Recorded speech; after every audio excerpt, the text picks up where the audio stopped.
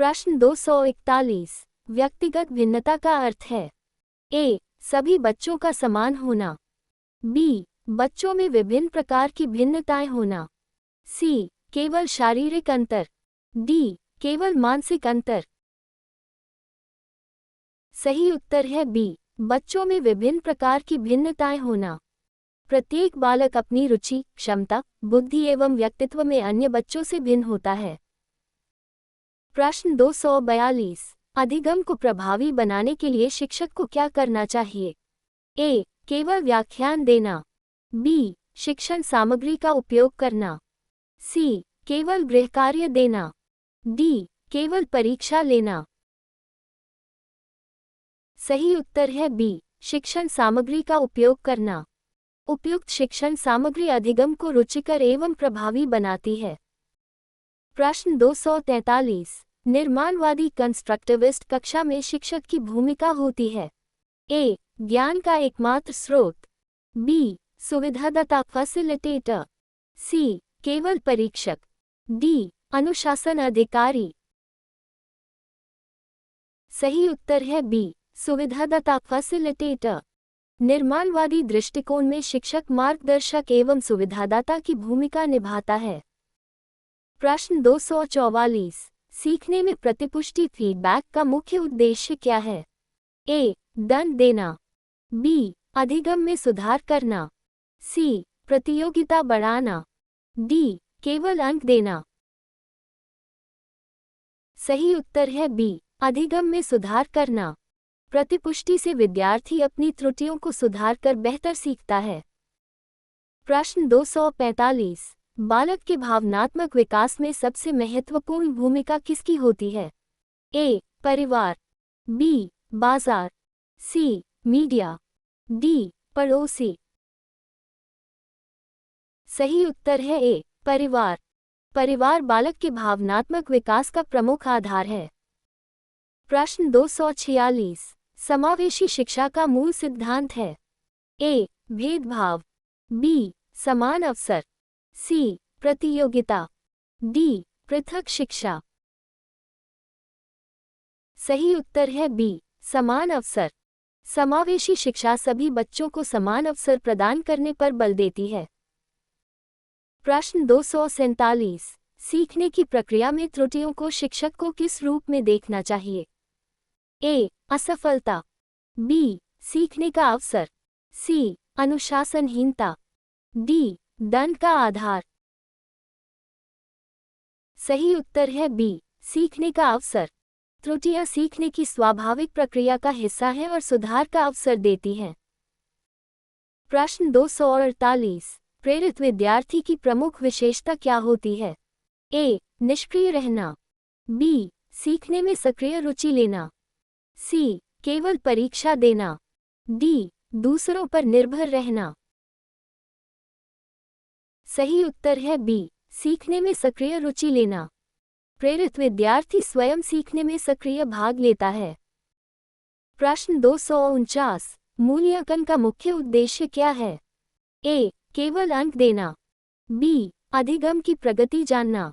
सी, दंड देना। डी, प्रतियोगिता बढ़ाना। सही उत्तर है बी, अधिगम की प्रगति जानना। मूल्यांकन से विद्यार्थियों की सीखने की प्रगति एवं आवश्यकताओं का पता चलता है। प्रश्न 250। निम्न में से कौन सा सहकारी अधिगम कोऑपरेटिव लर्निंग का गुण है? ए, व्यक्तिगत प्रतिस्पर्धा। बी, समूह में मिलकर सीखना। सी, केवल रटना। डी, केवल शिक्षक पर निर्भर रहना। सही उत्तर है बी, समूह में मिलकर सीखना। सहकारी अधिगम में विद्यार्थी समूह में मिलकर सीखते हैं। प्रश्न 251। बालक की जिज्ञासा को बढ़ाने के लिए शिक्षक को क्या करना चाहिए? ए, प्रश्न पूछने से रोकना। बी, प्रश्न पूछने के लिए प्रोत्साहित करना। सी, केवल उत्तर बताना। डी, दंड देना। सही उत्तर है बी, प्रश्न पूछने के लिए प्रोत्साहित करना। प्रश्न पूछने की स्वतंत्रता जिज्ञासा और रचनात्मकता को बढ़ाती है। प्रश्न 252। प्रभावी शिक्षण का सबसे महत्वपूर्ण गुण क्या है? ए. एक तरफा व्याख्यान. बी. विद्यार्थियों की सक्रिय सहभागिता. सी. केवल गृह कार्य. डी. केवल परीक्षा.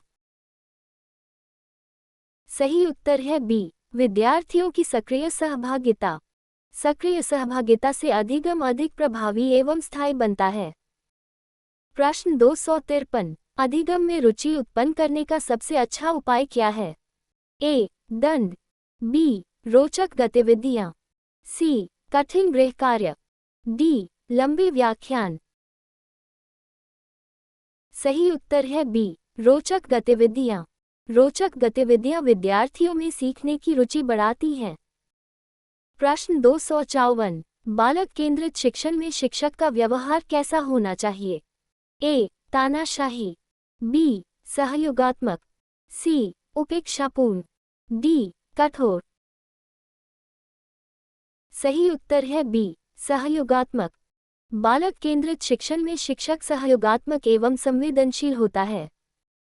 प्रश्न 255. रचनात्मकता को बढ़ाने के लिए शिक्षक को क्या करना चाहिए? ए. केवल रटने पर बल देना. बी. नवीन विचारों को प्रोत्साहित करना. सी. केवल पुस्तक पढ़ाना. डी. त्रुटियों पर दंड देना.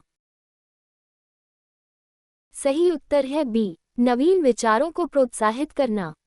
रचनात्मकता नए विचारों एवं स्वतंत्र अभिव्यक्ति से विकसित होती है.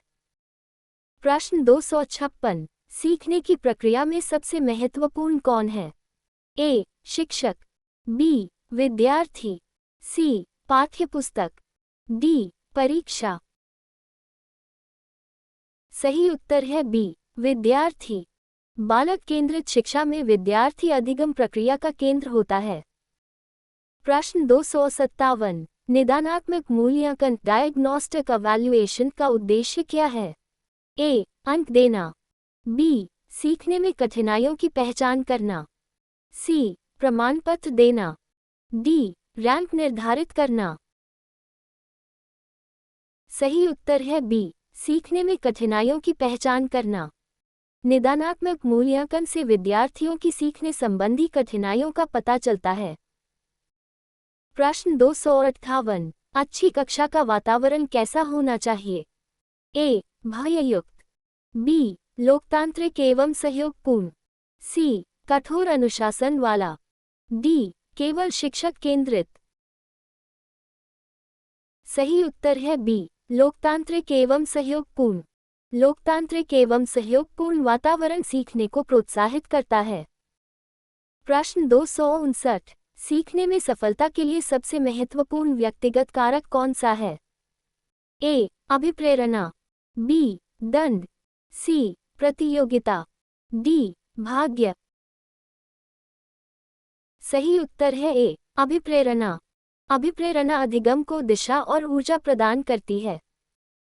प्रश्न 260. यूपीटीईटी के अनुसार प्रभावी शिक्षक की पहचान क्या है? ए. केवल व्याख्यान देना. बी. विद्यार्थियों की आवश्यकताओं के अनुसार शिक्षण करना. सी. केवल पाठ्यपुस्तक पढ़ाना. डी. केवल परीक्षा पर ध्यान देना.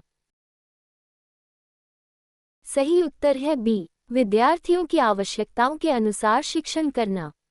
प्रभावी शिक्षक विद्यार्थियों की व्यक्तिगत आवश्यकताओं, रुचियों और क्षमताओं के अनुसार शिक्षण करता है. Thank you for joining us. Please like, share and subscribe for more such quizzes. Stay tuned for the next quiz.